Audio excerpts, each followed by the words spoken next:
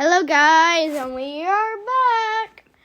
Just to say, the first chapter I finished, I'm not sure about that one. I was checking through it. I'm still checking through it. Just to tell you guys that, and I forgot where I placed the book. Found it. Good. Here we go.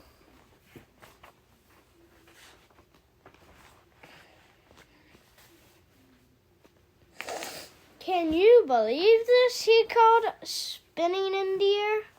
Snow, isn't it amazing? There was no answer. Clay lashed his tail to stop spinning and covered his eyes, darting around the sky. He couldn't see Tsunami anywhere. She wouldn't have flown off without him, would she? Maybe she'd seen the far away scene. Maybe she saw her home and couldn't resist. Clay knew she wouldn't abandon her friends, but he also knew how desperately she wanted to return to the ocean. He glanced down toward the horizon and spotted her far below him. Flapping in a frantic downward spiral, something was wrong.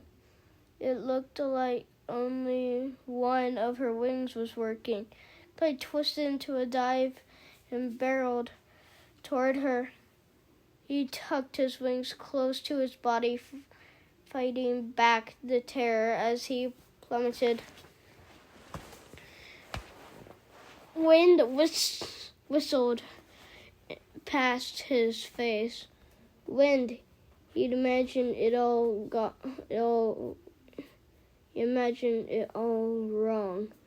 It was like a live thing, grabbing his tail to throw him off balance, whisking in his eyes to blind him, flaring under his wings to slow him down. It seemed to dig icicle-sharp claws into his skin, slicing under his scales. The waterfall and the cliff shot past at lightning speed. Was he falling too fast? The ground hurtled toward him. Shadows and moonlight mixed in shapes he'd never seen and couldn't understand. He had no idea how far away it was.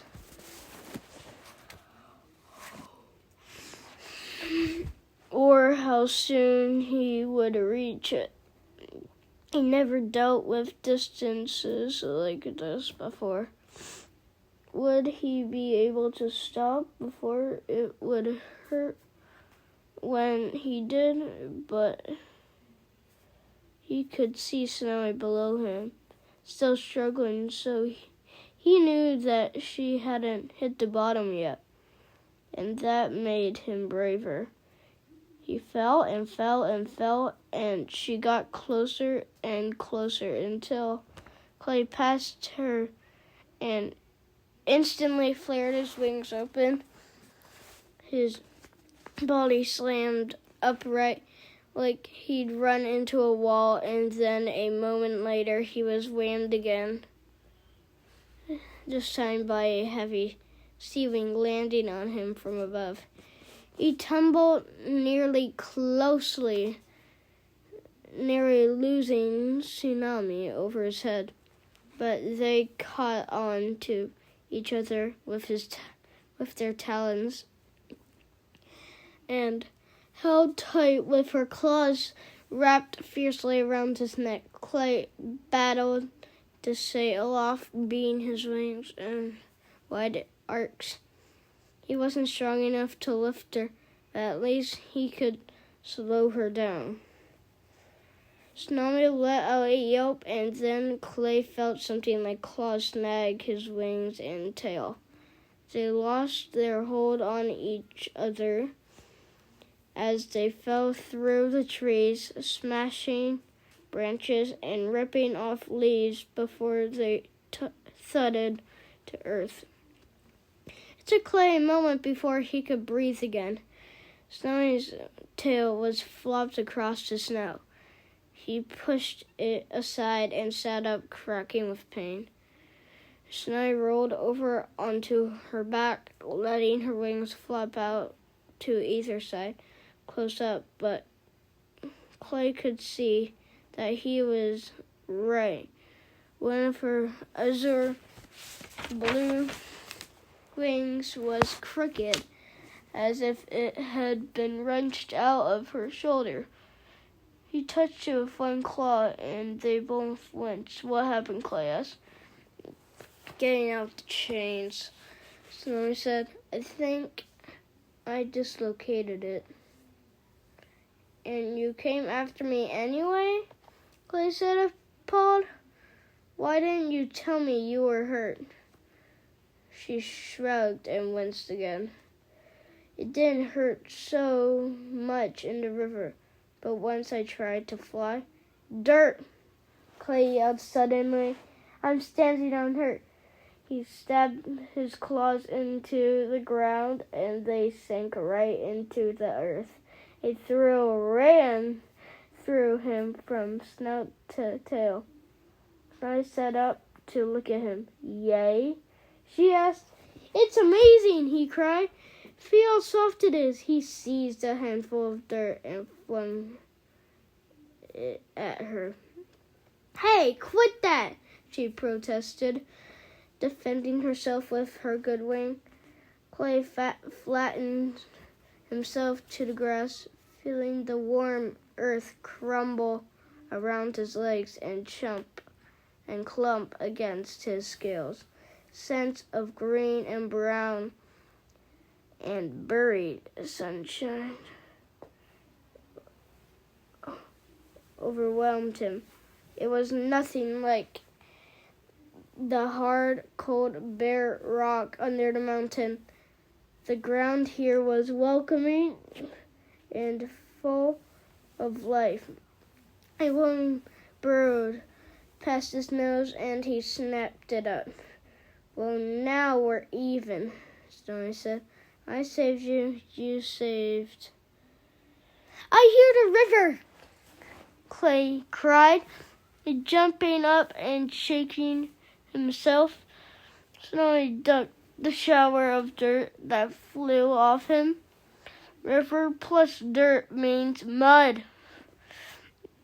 He spun around and raced through the trees toward the sound of bubbling water.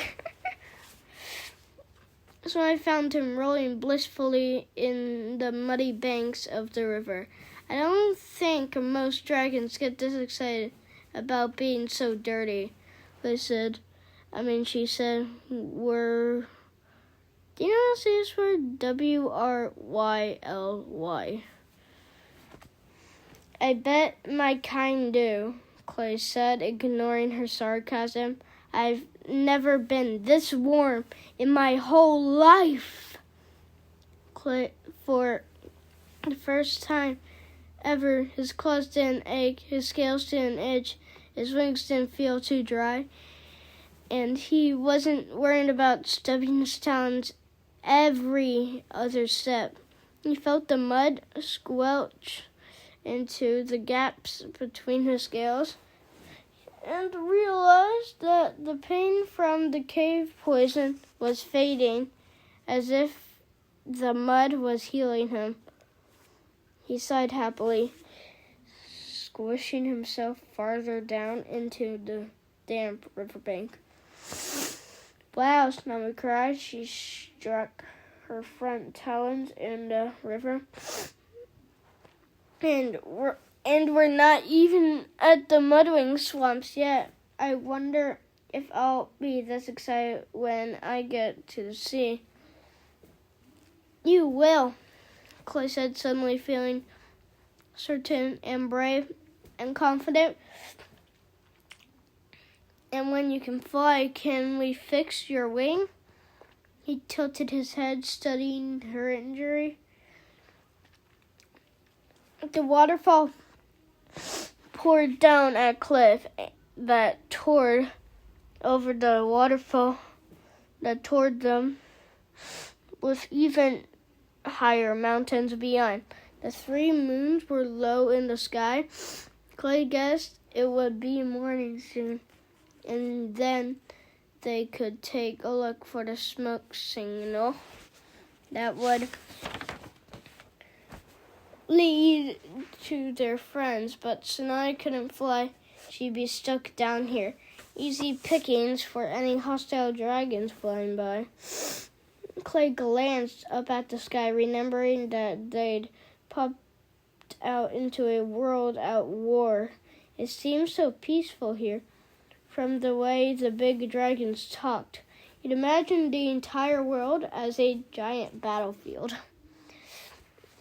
It was strange to be in a quiet clearing with no sights or sounds of war, or even other dragons anywhere nearby. Oh, I feel so happy. But he knew that the Talents of Peace, and by extension the Dragonets, had enemies everywhere. The 3 Sandwing Queens disrupted the prophecy and would kill anyone who got in their way.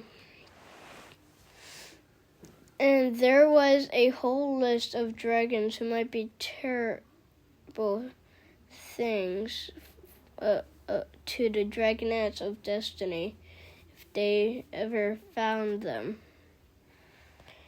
Sonai twisted to look at her dislocated wing. I'm sure I can fix it, she said. I saw this in a scroll once. It just needs to be banged into place. Maybe if I run myself into a tree. She glanced around as the forest suddenly charged at the nearest solid tree trunk. Clay leaped out of the mud and pounced on her tail, yanking her back before she crashed. Ow, Sonami stormed. Get off, I can fix it. This will work. She snapped her teeth at him. Stop being a grumpy skywing. Smashing yourself into a tree is a terrible plan, Clay said. Can I look at it? Sonami settled down on the grass, grumbling with her wings spread out. Clay circled her, then stood back and looked at the uneven line of her wing and shoulders. If you can stay still, he said, I think I could shove it back into place. Is this a good idea? Sonami asked, flinching away from him. Better than running into a tree, he pointed out. Dig your claws in and brace yourself. Sonami clutched the ground and closed her eyes. Clay felt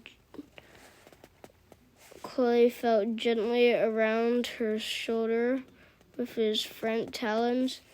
It was easy to find the spot where a bone had slipped out of its socket. He touched it lightly until he was sure where it was and where it needed to be. Then he grabbed and shoved the bone into place in one quick, strong movement. Ow! Sonami roared, rearing back.